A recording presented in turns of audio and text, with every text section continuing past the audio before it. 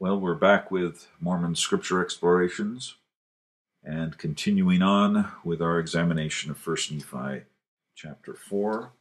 We did verses 1 to 18 previously, so now we're looking at verses 19 through the end, continuing with Nephi's acquisition of the brass plates, as well as his adoption of Zoram. So in 19, Nephi finally obtains the plates. He slew Laban, put on his robes and his armor and so forth, tried to make himself look like Laban. I suspect it's at night.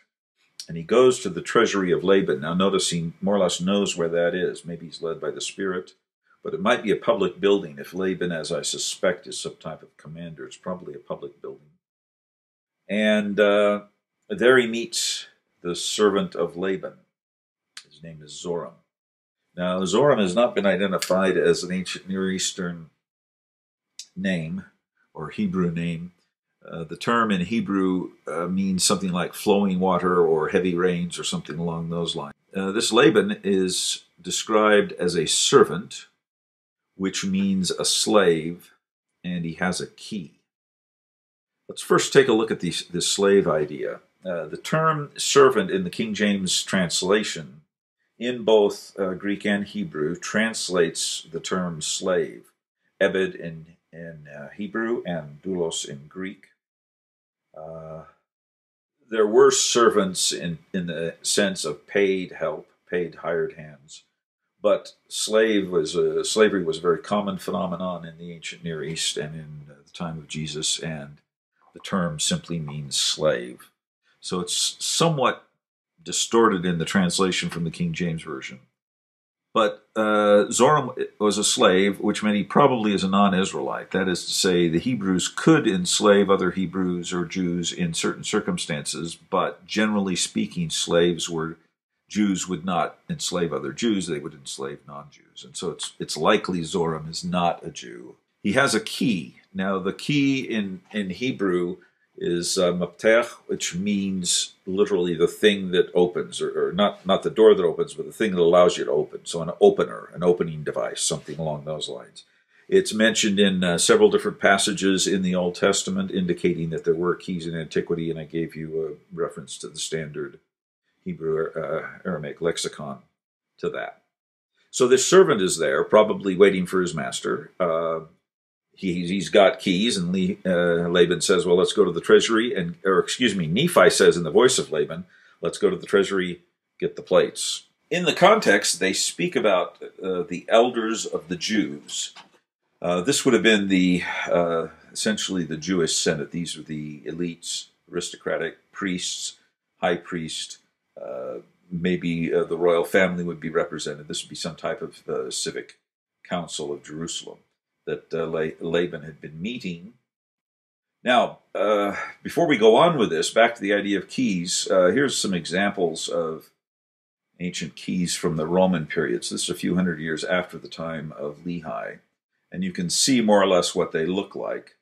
The size, they're fairly large. They're not little tiny things like we understand. These can be 6 inches long and very big and rather loose prongs and so forth. So that gives you a sense of what keys are like. I've got another example of a key here that I'll show you right now. One other example I've got is a key from Tibet that I got when I was visiting there a decade or so ago. It's very heavy, solid, hangs on a chain. This is the type of key, not probably exactly the way the notches are, but this type of thing is precisely what the Book of Mormon is talking about. So, Laban's got these keys. They get into the treasury. They find the plates. And Nephi blows it at this point. He's kind of almost loses his cover. He says, I've got to take the plates to my elder brothers in 424. Now, this is a big mistake because he's kind of revealing what the context and what his background is. And we don't know for sure if Laban even had a brother. So the servant, Zoram, thinks, well, he's talking about his brethren of the church, and Follows on, talking about the elders of the Jews. Elders of the Jews and brethren of the church are the same idea. We'll talk a little bit more about brethren of the church in a second. So he's lucky. He catches a break that Zoram doesn't get it. And when they go outside the city, Laban and Lemuel think Nephi is Laban, and so they start to run away. Nephi tells them to stop, and then Zoram figures it out. Oh my gosh, this is not Laban, and a crisis is going to emerge, which we'll talk about in just a second. Now, the phrase in 426a mentions the brethren of the church, and the question is this an anachronism? What's the idea of church in the ancient Hebrew Bible or the Old Testament? First thing to note is the phrase brethren of the church is precisely equivalent to the elders of the Jews. So whatever elders of the Jews mean, brethren of the church is the same thing. And this is the same group is described with these two different phrases in 422 and 427. Now, the term church is not found in the King James Version of the Old Testament. The term is found in the New Testament, and the Greek word is ekklesia, which is translated consistently by the King James Version as church. So this causes a problem. Was there a church in the Old Testament? Well, the problem here is not so much with the term itself and its ancient context. The problem is with the way we conceptualize church today and the way the idea of church would have been conceptualized in the ancient Near East. Now, in fact, the Greek term ekklesia, which is translated as church, is found in the Septuagint, which is the Greek version of the Old Testament translated from Hebrew into Greek in the 2nd century BC.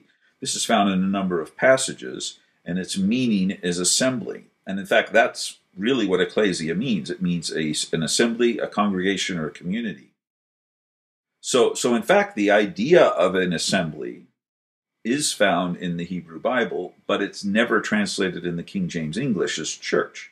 It's translated as assembly, congregation, or community in the Old Testament, but church in the New Testament. And that reflects not ancient conceptualization, but the way the King James translators understood this idea that it meant something different in the New Testament than it did in the Old Testament.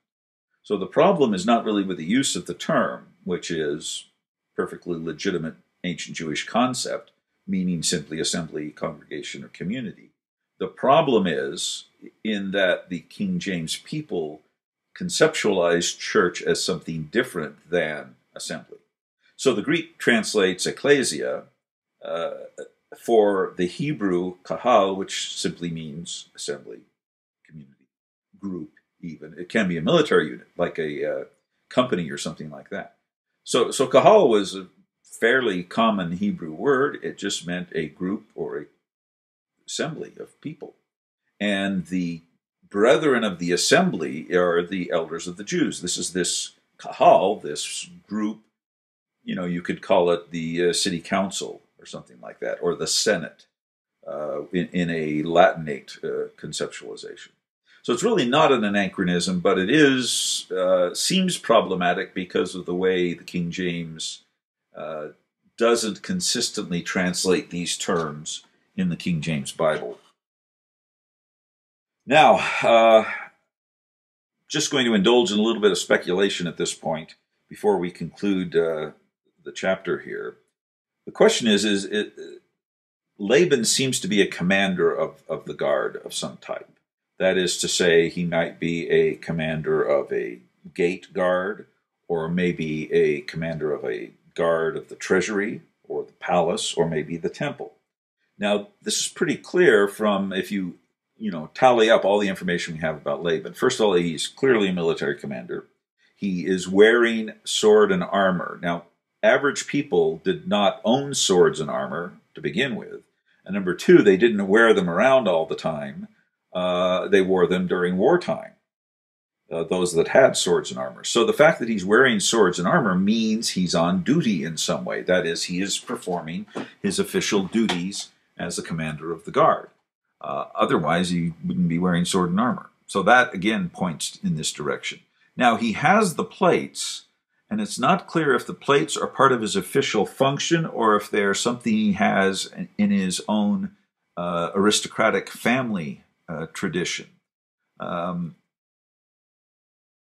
Nephi 5:16 says that Laban had received the plates from his fathers, and he was a descendant of Joseph, which may mean that the plates of Laban are his personal possession, but it may simply mean he is the hereditary protector or owner of the plates, and that part of his military function is to guard them, along with, say, other treasure or other temple vessels or something like that, if he's a temple guard.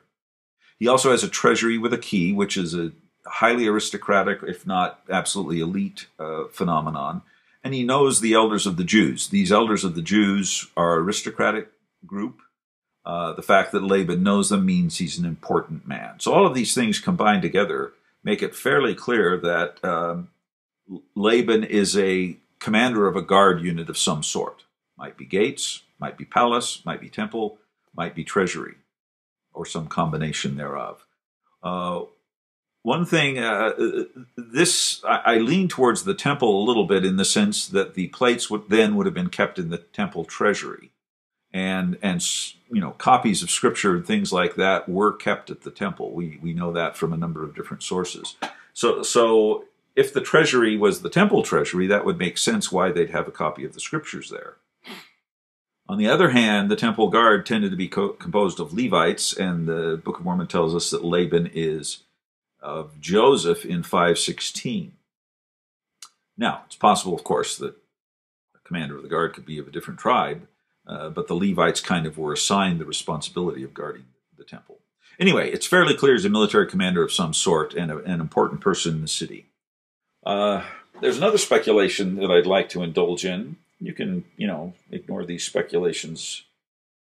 You can ignore the entire video if you want. But there's an anti-Mormon critique that claims that Joseph Smith read Masonic sources on a story about Enoch and a golden plate. I've listed two sources there, Webb's Freemasons Monitor and Oliver's Antiquities of Freemasonry, which tell this little story. I'll just summarize the story very quickly.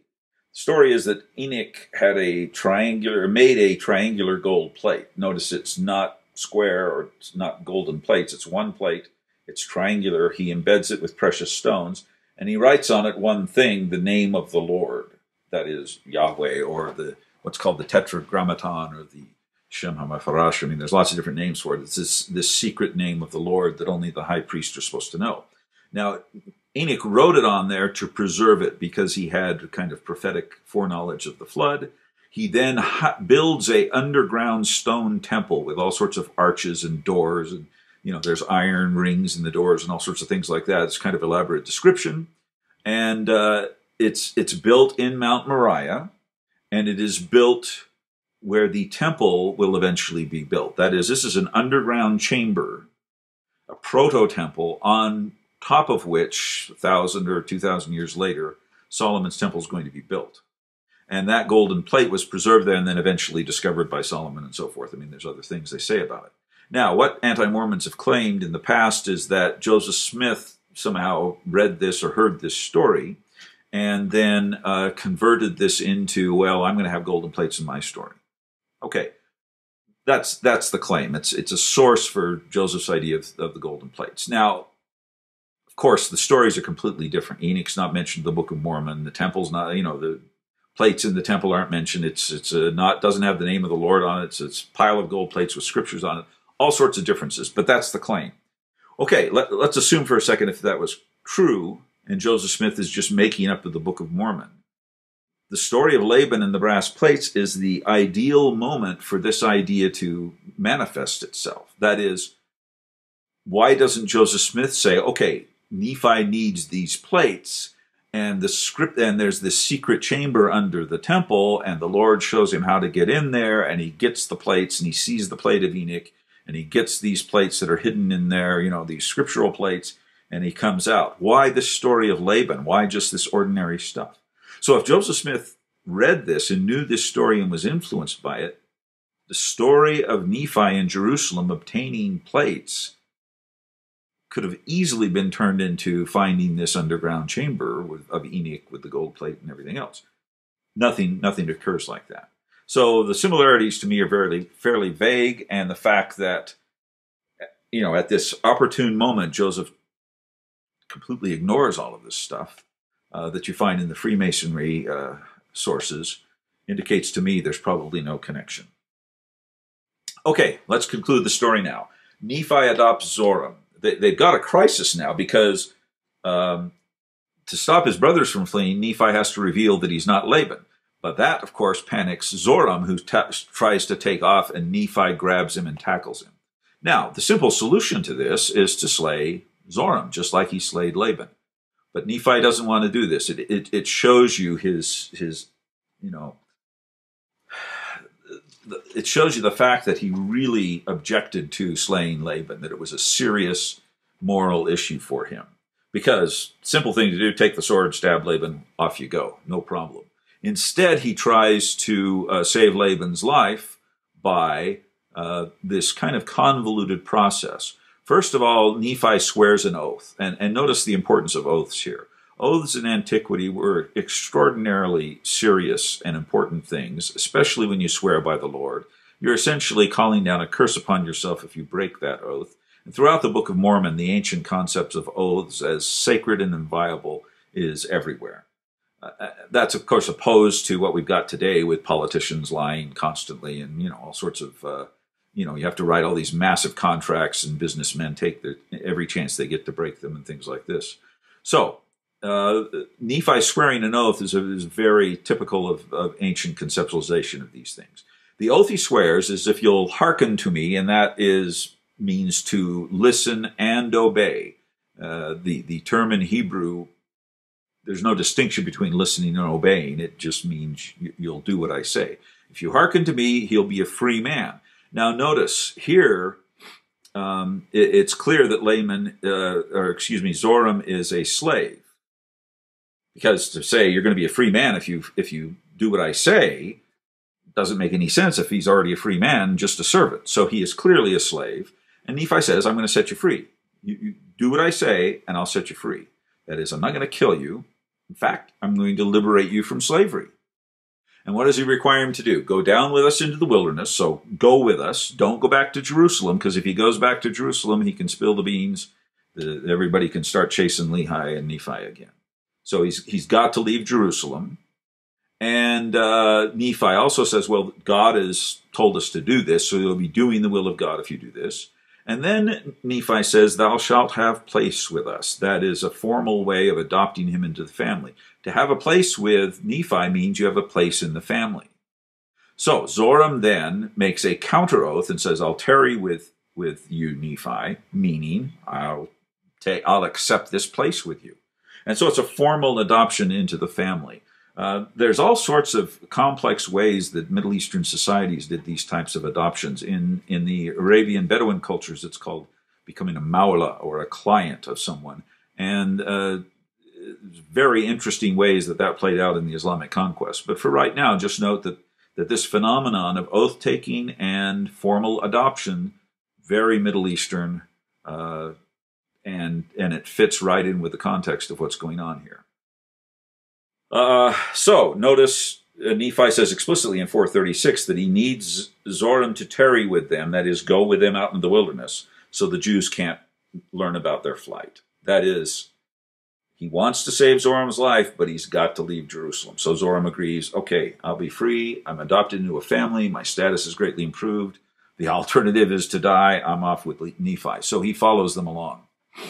Now notice how this adoption pattern parallels that of Ruth's adoption by Naomi in Ruth chapter 1, verse 16. We usually see this as kind of a very poignant way in which Ruth is going to take care of Naomi. But look what she says. Whither thou goest, I will go. Just like Zoram says, I will go with you into the wilderness. Where you lodge, I will lodge. That is, you have a place with me. Your people shall be my people. He's formally adopted, and thy God, my God. They're swearing oaths on God. God's name is invoked in this on several different cases. So notice those same elements in Ruth and Naomi adoption, family merger of the family, are there explicitly in the Nephi's adoption of Zoram. So Zoram swears an oath. He agrees to do this. Nephi accepts that oath. Notice the significance of the oath is inviolable, so Nephi is not worried about it anymore. They take the brass plates and they head back to the tent in the wilderness. Now, the thing to note about this is we're going to have a flashback now. We're going to see what happens with Sariah and Lehi as they're waiting for their sons to return. But at this point, their mission is over. It's accomplished. The Lord has prepared the way, and they've got the brass plates. So next chapter, we look at the implications for Sariah of her missing family, and we also then get our first glimpse of the contents of the brass plates. And we'll carry on with chapter 5 at another time.